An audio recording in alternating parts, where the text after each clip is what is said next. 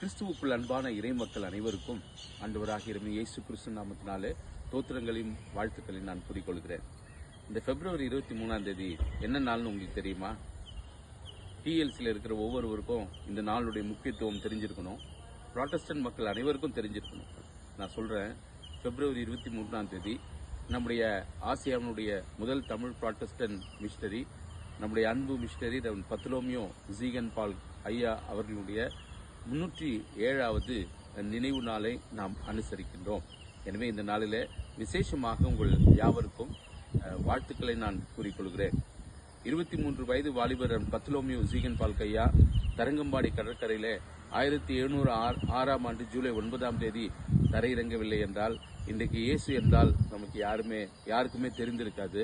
ஆனால் அந்த வகையிலே நாம் ஆண்டவருக்கு முதலாவது நம்முடைய மிஷனரிக்காக பர்தலோமியோ ஜீகன் பால் ஐயாவிற்காக, ஹென்றி புலிச்சோவுக்காக, குருலருக்காக, இப்படி அநேக மிஷனரிகளுக்காக நாம் இந்திய தேசத்திலே 300 ஆண்டுகளுக்கு பிறகு நினைத்து நன்றி செலுத்துகிறோம்.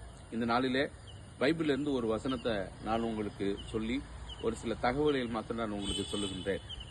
எபிரேயர் புஸ்தகம் 13ஆம் அதிகாரம் 7வது வசனம் விவரணமாக சொல்லுகிறது, தேவ வசனத்தை உங்களுக்கு போதித்து உங்களை நடத்தினவர்களை நீங்கள் நினைத்து அவருடைய நடக்கின் முடிவை நன்றாய் சிந்தித்து பாருங்கள், அவருடைய விசுவாசத்தை பின்பற்றுங்கள் என்று சொல்லப்படுகிறது. Remember your leaders, those who spoke the word of God to you, consider the outcome of their way of life and imitate their faith என்று சொல்லப்படுகின்ற ஹீப்ரூ சாப்டர் 13:7 மிக அழகாக சொல்லப்படுகின்ற ஒரு வசனம். இதில் ஒரு 3 பாயிண்ட் மாத்திரம் சொல்லி நான் ஜீகன் பால் கையோட வாழ்க்கையை மாத்திரம் ஒரு சில காரியங்கள் நமக்கு தெரிஞ்சிருக்கும், அதை நினைவுபடுத்துவதற்காக இந்த முக்கியமான நாளிலே உங்களுக்கு அதை நான் பகிர்ந்து கொள்கின்றேன். முதலாவது, ரிமெம்பர் ஃபெய்த்ஃபுல் லீடர்ஸ், விசுவாசம் உள்ள தலைவர்களை நினைவு கூறுங்கள். 2வது, அவருடைய வாழ்க்கை முறையை கவனியுங்கள், கன்சிடர் தேயர் லைஃப் ஸ்டைல். 3வது, இமிட்டேட் தேயர் ஃபெய்த், அவருடைய விசுவாசத்தை பின்பற்றுங்கள். இது 3 மாத்திரம் உங்களுடைய நினைவுக்கு சொல்லுகிறேன். நாம மிஷனரியுடைய வாழ்வை மறந்து போயிருக்கிறோம். இந்த இந்திய நாடு மிஷனரிகளை மறந்து போனது, அவருடைய முக்கியத்துவத்தை அறியாமல் இருக்கிறது, அல்லது வேண்டுமென்றே திட்டமிட்டபடி மிஷனரியுடைய வாழ்க்கை மறைக்கப்பட்டு மறுக்கப்பட்ட ஒரு நிலையில நாம் அரசியல் பொருளாதார சூழலை வாழ்ந்து கொண்டிருக்கிறோம். ஆனால் இன்றைக்கு புராட்டஸ்டன்ட் மக்களாகிய நாம், கிறிஸ்தவர்களாகிய நாம் நம்முடைய மிஷனரிகளை நினைத்து அந்த வரலாறு அடுத்த தலைமுறைக்கு எடுத்துச் செல்ல வேண்டிய ஒரு நிலையில நாம் இருக்கிறோம். இன்றைக்கு பர்தலோமியோ ஜீகன் பால் ஐயாவை பற்றியும் 300 ஆண்டுகளுக்கு முன்பதாக இருந்த மிஷனரிகளை பற்றி நாம் பேசவில்லை என்றால் அடுத்த தலைமுறைக்கு அந்த செய்தி மறந்து போயிடும். எனவே அவர்களை நினைத்து நாம் ஆண்டவருக்கு நன்றி செலுத்த வேண்டும். 2வது, கன்சிடர் தேர் லைஃப் ஸ்டைல், வாழ்க்கை முறையை கவனிங்கள். அன்றைக்கெல்லாம் ஊழியத்தில் இருக்கும்போது அவங்களுக்கு எந்த ஒரு வசதிகளும் வாய்ப்புகளும் தெரியாது. உங்களுக்கு தெரியுமா, தரங்கம்பாடி இருக்கிற புதிய எருசலேம் ஆலயம் கட்டுவதற்கு பர்தலோமியோ ஜீகன் பால் ஜெர்மன் தேசத்திலே புல்ஸ்னேஸில் தன்னுடைய சொந்த வீட்டை விற்று, நிலத்தை எல்லாம் விற்றுதான் இங்கு ஊழியங்களை அவர்கள் செய்தார்கள். ஆனால் இன்றைக்கு செய்கின்ற ஊழியங்கள் வித்தியாசமானதாக இருக்கிறது. பணம் இல்லாமல் ஊழியம் செய்தார்கள், இன்றைக்கு பணம் வைத்துக் கொண்டிருப்பதுதான் ஊழியம் செய்து கொண்டிருக்கிற நிலையை பார்க்கிறோம். எனவே அவளுடைய விசுவாசத்தை, வாழ்க்கை முறையை கவனிங்கள். 3வது, அவருடைய விசுவாசத்தை பின்பற்றுங்கள், இமிட்டேட் தேயர் ஃபெய்த். இன்றைக்கு நாம் ஒவ்வொருவரும் ஒரு மிஷனரியாக மாற அழைக்கப்படுகிறோம். அவர்கள் விட்டு சென்ற திருப்பணிகளை செய்ய அழைக்கப்படுகிறோம். ஒரு வாசகம் சொல்கிறது, every Christian is a missionary, every non Christian is a mission field என்று சொல்லப்படுகிறது. அந்த வகையில 1706ஆம் ஆண்டு ஜூலை 9 இந்திய நாட்டிலே கால் பதித்த மிஷனரி அவர்களுக்கு நன்றி செலுத்த அழைக்கப்படுகிறோம். அவர் ஜெர்மன் தேசத்தில் புல்சின்ஸ் என்கின்ற ஒரு சாதாரண ஒரு எளிய கிராமத்தில் ஒரு சாதாரண குடும்பத்தில் அவர் பிறந்தவர். அவருடைய பெற்றோர்களாம் ஜீகன் பால் ஐயா ஆண்டவரோடு இணைந்து வாழ்வதற்கு, ஒரு சாட்சியான ஒரு வாழ்க்கை வாழ்வதற்கு அவருடைய தாயார் கேத்ரினா அம்மையார் மிக முக்கியமான காரியமாக அமைந்தார்கள். எனவே அப்படிப்பட்ட ஒரு நிலையிலே இன்றைக்கு ஜீகன் பால் ஐயா வளர்கின்ற போதே சிறு வயதிலே அவர்கள் ஆண்டவருக்காக வளருவதற்கு அவருடைய தாயார் காரணமாக இருந்தார். ஏனென்றால் சின்ன வயதில் அவர்கள் ஜீகன் பால் ஐயா சிறு வயதில் இருக்கும்போது அவர்கள் மறிக்கிறார்கள். அவர்கள் மறிக்கின்ற போது தன்னுடைய பிள்ளைகளை எல்லாம் அழைத்து அவர்களுக்கு சொல்லுகிறார், நான் மறிப்பதற்கு முன்பதாக உங்களுக்கு விலையேற பெற்ற ஒரு பொக்கிஷத்தை நான் உங்களுக்கு கொடுக்கிறேன் என்று சொல்லி தன்னுடைய பரிசுத்த வேதாகமத்தை அவர்களுக்கு கொடுத்தார்கள். எனவே அதன் பிறகு ஜீகன் பால் ஐயா வளர்கின்ற போதே ஆண்டவருக்கேற்ற ஒரு வகையில் வளர்ந்தார்கள். பொதுவாக சொல்வார்கள், வின்சி லாம்பர்டி என்கிறவர் சொல்லுகிறார், leaders are not born, they are mat என்று சொல்வார்கள். ஜீகன் பால் ஐயா கூட ஒரு மிகப்பெரிய ஒரு லீடரா இன்னைக்கு பெரிய ஒரு ஸ்பிரிச்சுவல் லீடரா நமக்கெல்லாம் ஒரு முன்மாதிரியாக இருக்கிறார். காரணம் என்ன, அவர் பிறக்கும் போதே ஒரு பலவீனமான ஒரு சூழ்நிலை இருந்தார். அவர் வயிற்று வலி பிரச்சனையோடு தான் அந்த உலகத்துக்கே வந்தார். ஆனா 23 வயசுல ஒரு வாலிபராக தரங்கம்பாடி கடற்கரையில வந்து நின்ன போது அவர் ஊழியத்துல அவர் ஏற்றுக்கொள்வதற்கு இங்க யாரும் கிடையாது. ஜீகன் பால் கையாவோட வாழ்க்கையில 2 பேரை நாம இன்னைக்கு நினைத்து நன்றி செலுத்த வேண்டும். பலருக்கு தெரியாத வாழ்க்கை அந்த வரலாற்றை பார்க்கும்போது முதலாம் ஒருத்தர் யாருன்னா அவங்க அம்மா அப்பா ரைட்டு. ரெண்டாவது வந்து பாத்தீங்கன்னா அவருடைய ஆவிக்குரிய ஆசான் என்று சொல்லப்படுகின்ற ப்ரொஃபசர் ஆகஸ்ட் ஹெர்மான் பிராங்கே என்று சொல்லப்படுகின்ற அவருடைய ஆவிக்குரிய தகப்பன் ஜீகன் பால் ஐயா அவர்களை பட்டை தீட்டுவதற்கு மிக முக்கியமான காரணமாக இருந்தார். இவ்வளவு தொலைவில் வந்து எந்த ஒரு no electricity, no communication facilities, no transport facility இது இல்லாத ஒரு சூழ்நிலையில அவர்கள் வந்திருக்கிறார்கள். எந்த வசதியும் கிடையாது. இங்க வந்து டென்மார்க் மன்னன் 4ஆம் ஃபிரெட்ரிக் மன்னனை மறக்கக்கூடாது. ஏன்னா அவர் தான் வந்து பாத்தீங்கன்னா டென்மார்க் மன்னனாக இருந்தாலும் ஜெர்மன் தேசத்திலிருந்து வந்த இவர்களை இந்தியாவிற்கு ராயல் மிஷனரியாக, அரசவை அருட்தொண்டராக அவர்கள் இங்கு அனுப்பி வைக்கின்றார்கள்.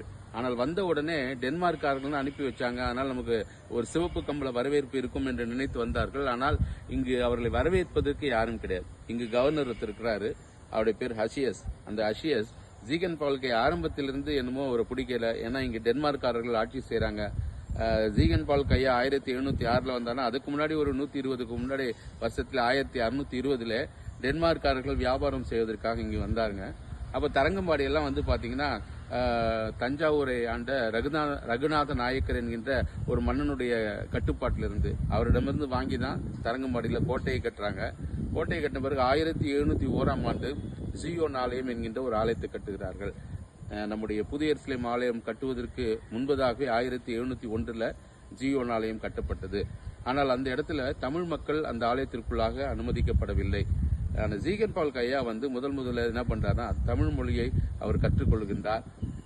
தமிழ் மக்களுக்காக அவர் ஒரு பள்ளிக்கூடத்தை அவர் கட்டுகிறார். தமிழ் மக்கள் இந்த கிங் ஸ்ட்ரீட், குயின் ஸ்ட்ரீட் இந்த பகுதியெல்லாம் அவர்கள் அனுமதிக்கப்படவில்லை. ஆனா இவர் போய் அவர்கள் இருக்கிற இடத்துல அவர்கள் போய் அங்க இருக்கிற பிள்ளைகள் எல்லாம் ஒரு ஸ்கூல் சிஸ்டமே இல்லாத ஒரு சூழ்நிலையில அவர்களுக்காக ஒரு பள்ளிக்கூடத்தை கட்டுகிறார். இந்தியாவிலே முதல் முறையாக ஒரு தமிழ் பள்ளிக்கூடத்தை துவங்கினார் என்றால் அது நம்ம தரங்கம்பாடியில் இருக்கின்ற ஒருவேளை இன்றைக்கு இருக்கிற அட்மிரல் தெரு போன்ற பகுதிகளை தான் அவர் உருவாக்கி இருக்கக்கூடும். அப்படி உருவாக்கினவர் முதல் முறையாக ஆசியாவிலே பாத்தீங்கன்னா மதிய உணவு திட்டத்தை முதலாவது இவர்கள் தான் துவங்குறாங்க. இன்னைக்கு கூட நம்முடைய தமிழ்நாட்டில் பார்க்கும்போது கர்ம வீரர் காமராஜ் ஐயா காலகட்டத்தில் சத்துணவு திட்டம் அறிமுகப்படுத்தது என்றாலும் கூட 300 ஆண்டுகளுக்கு முன்பதாகவே பள்ளிக்கூடத்தை துவங்குகிற போது அந்த பிள்ளைகள் ஸ்கூலுக்கு வந்தா மதியானம் வீட்டுக்கு போனா அவங்களுக்கு சாப்பாடு கிடையாது. ஆனால் அவங்களுக்கு சாப்பாட்டை கொடுத்து, உறைவிட பள்ளியை கொடுத்து, பெண்களுக்கான முக்கியத்துவத்தை கொடுத்து, பெண்களுக்கான சமுதாயத்தில் வந்து பாத்தீங்கன்னா அவங்களுக்கான ஒரு அங்கீகாரத்தை கொடுத்து, இப்படியாக சமுதாயத்து புரட்சியிலும் சமுதாய புரட்சியாளராகவும் ஜீகன் பால் காணப்படுகிறார். எப்படி மார்ட்டின் லூத்தர் ஜெர்மன் தேசத்தில் ஒரு மிகப்பெரிய ஒரு புரட்சியாளராக காணப்பட்டாரோ, மார்ட்டின் லூத்தருடைய இந்தியாவின் மார்ட்டின் லூத்தர் என்றால் அதில் அவன் பர்த்தலோமியூ ஜீகன் பால் கையாதான் என்று சொல்லுகின்ற அளவிற்கு பலவிதமான மாற்றங்களை இந்திய நாட்டில் செய்தார். 2006ஆம் ஆண்டு நீங்க பாத்தீங்கன்னா நம்முடைய திருச்செபினுடைய 10ஆம் பேராயர் ரைட் ரெவரண்ட் டாக்டர் அருள்தாஸ் ஐயாவுடைய காலத்திலே 300வது ஆண்டு விழா அனுசரிக்கப்பட்டது. அதுலதான் வந்து பாத்தீங்கன்னா 4ஆம் ஃபிரெட்ரிக் என்பவரே வரலாற்றிலே தெரிய வந்தார். ஆகஸ்ட் ஹெர்மான் பிராங்கே அப்பதான் ரொம்ப வெளியில வராங்க. ஏன்னா அது வரைக்கும் வரலாற்றில் யாருக்கும் தெரியாது. அப்போதான் முதல் முறையாக அந்த டென்மார்க் மன்னனுடைய 4ஆம் ஃபிரெட்ரிக்கோட படமே 2006ஆம் வருஷம் தான் நமக்கு கிடைச்சது. அவங்க இல்லைன்னா இன்னைக்கு ஜீகன் பால் கையா, அவங்க தாயார், அவங்க மனைவி இல்லைன்னா நமக்கு ஜீகன் பால் கையா இங்க வந்திருக்கிறதுக்கு வாய்ப்பு கிடையாது. அதனால ஆண்டவருக்கு நன்றி செலுத்தி இன்றைக்கு தரங்கம்பாடி வந்து பாத்தீங்கன்னா ஒரு வரலாற்று சின்னம். எப்படி வந்து ரோமன் கத்தோலிக்க திருச்சபைக்கு வேளாங்கண்ணி வந்து ஒரு புண்ணிய ஸ்தலமாக இருக்கிறதோ, அதே போல இன்றைக்கு தரங்கம்பாடி என்பது ஆசியாவில் இருக்கிற புரோட்டஸ்டன்ட் மக்களுக்கும் ஒரு புண்ணிய ஸ்தலமாக அது இருக்கிறது என்றால் அது மிகையாகாது. இன்றைக்கு அநேக மக்கள் வந்து பார்த்து கொண்டிருக்கிறார்கள். அவர்கள் செய்த பணிகளை 2006ஆம் ஆண்டு நம்முடைய பேராயர் அருள்தாஸ் ஐயா அவர்கள் பட்டியலிட்டும் போது முதல் முறையாக திருமறையை மொழிபெயர்த்தவர். திருமறை மொழிபெயர்க்கின்ற போது ஒரு செய்தியை மாத்திரம் நம்ம தெரிஞ்சுக்கணும். அவர் வந்து முழுமையும் மொழிபெயர்க்கவில்லை. ஆதியாகமத்திலிருந்து ரூத் வரைக்கும் உள்ள புத்தகத்தை தான் மொழிபெயர்த்தார். மத்தேயுவிலிருந்து வெளிப்படுத்தின விசேஷம் வரையும் புத்தகத்தை தான் மொழிபெயர்த்தார். எனவே இன்றைக்கு நம்முடைய கையில ஒரு பரிசுத்த வேதாகமும் நமக்கு இருக்கிறது என்றால் கண்டிப்பாக ரவன் பர்த்தலோமியூ ஜீகன் பால் கையாவுக்கு நன்றி செலுத்த அழைக்கப்படுகிறோம். இந்த முழு வேதாகமத்தில் நீங்க பாத்தீங்கன்னா 66 புத்தகங்கள் இருக்கிறது, 1189 அதிகாரங்கள் இருக்கிறது, 31,102 வசனங்கள் ஆண்டவர் நமக்கு நமக்கு கொடுத்திருக்கிறார். அதனால நம்ம ஒவ்வொருவருக்கும் ஒரு பரிசுத்த வேதாகம் தனிப்பட்ட முறையில கையில இருக்கணும். எல்லாருக்கும் நம்ம செல்போன்ல நான் ஆப் வச்சிருக்கிறேன், அதனால எனக்கு பைபிள் வாசிப்பேன் அப்படின்னு இருக்க கூடாது. ஏன்னா அவங்க இந்த பைபிள் நம்ம கையில கிடைக்கிறதுக்கு எவ்வளவு சிரமப்பட்டாங்க. அவங்க தான் முதலா பாத்தீங்கன்னா காகித தொழிற்சாலையை தரங்கம்பாடி பக்கத்துல பொறையாருக்கு அருகிலே கடுதாசிப்பட்டிலே துவங்கினார். இந்தியாவில் ஆசியாவில முதல் முறையாக ஒரு காகித தொழிற்சாலை என்று சொன்னால் அவர்கள் சீகன் பால் கையா தான் அவர்கள் உருவாக்கினார். அதே போல முதல்ல பாத்தீங்கன்னா ஒரு அச்சு இயந்திரத்தை, பிரிண்டிங் பிரஸ் அவர்கள் தான் கொண்டு வந்தார்கள். முதல்ல பாத்தீங்கன்னா ஒரு தமிழ் டிக்ஷனரிய, ஒரு ஜெர்மன் தேசத்திலிருந்து வந்தவர் தமிழை கற்றுக்கொண்டு கடற்கரை மனநிலையை உட்கார்ந்து தமிழை கற்றுக்கொண்டு முதலாக பாத்தீங்கன்னா ஒரு தமிழ் டிக்ஷனரியை உருவாக்குறாங்க. உங்களுக்கு எல்லாம் தெரியுமான்னு தெரியாது. முதல்ல இன்னைக்கு கேலண்டர் சிஸ்டம், மந்த்லி கேலண்டர், இந்த சிஸ்டத்தை நம்ம இந்திய நாட்டுக்கு அறிமுகப்படுத்தினவர்களே நம்முடைய மிஷனரி பத்லோமியோ சீகன் பால் கையா தான். அதே போல பாத்தீங்கன்னா தமிழ் உரைநடை எழுதுகின்றார்கள். அதே போல முதல் முறையாக தமிழ் மக்களுக்காக ஒரு ஆலயத்தை கட்டுறாங்க. தமிழ் மக்கள் ஆலயத்திற்குள்ளாக வரக்கூடாதுன்னு அவர் ஒரு வருஷம்தான் ஜியோன் ஆலயத்தில் பணி செய்கிறார். அதற்கு பிறகு அவர் தரங்கம்பாடியில கடற்கரை ஓரத்தில் கோல்ட்ஸ்மித் ஸ்ட்ரீட், தட்டார தெரு என்று சொல்வார்கள், இன்றைக்கும் அந்த தெரு இருக்கிறது. அந்த தெருவினுடைய ஒரு கடைசி கடல் பகுதியில ஒரு ஆலயத்தை கட்டுகின்றார். அந்த ஆலயம்தான் தமிழ் மக்களுக்காக இருந்தது. அதுல ஒரு 35 பேர் ஆராதனை செய்து ஞானஸ்நானம் கொடுத்தார்கள். ஆனால் அது காலப்போக்கில் இயற்கை சீற்றத்திலே அது அழிந்து விடுகிறது அந்த ஆலயம். எனவே 1718ஆம் ஆண்டு ஒரு ஆலயத்தை கட்டி தமிழ் மக்களுக்கு கொடுக்க வேண்டும் என்று சொல்லி தன்னுடைய சொத்தை எல்லாம் விற்கின்றார்.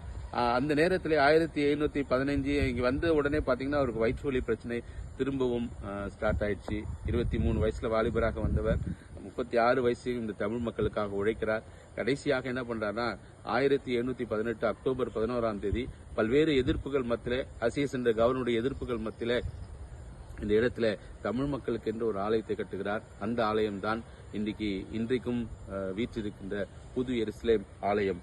அந்த ஆலயத்தினுடைய மேல நீங்க பாத்தீங்கன்னா எந்த மன்னன் தன்னை இந்தியாவிற்கு அனுப்பினாரோ 4ஆம் ஃபிரெட்ரிக் அவருடைய பேரும் டென்மார்க்குடைய அந்த கிரவுன் என்று சொல்லப்படுகின்ற அந்த கிரீடமும் அந்த ஆலயத்திற்கு மேலே இருக்கும். இப்படியாக தன்னுடைய வாழ்க்கை இந்த தமிழ் மக்களுக்காக கொடுத்து 1719ஆம் ஆண்டு பிப்ரவரி 23ஆம் தேதி தான் வாழ்ந்த அந்த பகுதியில தமிழ் மக்களோடு அவர் வாழ்ந்தார்.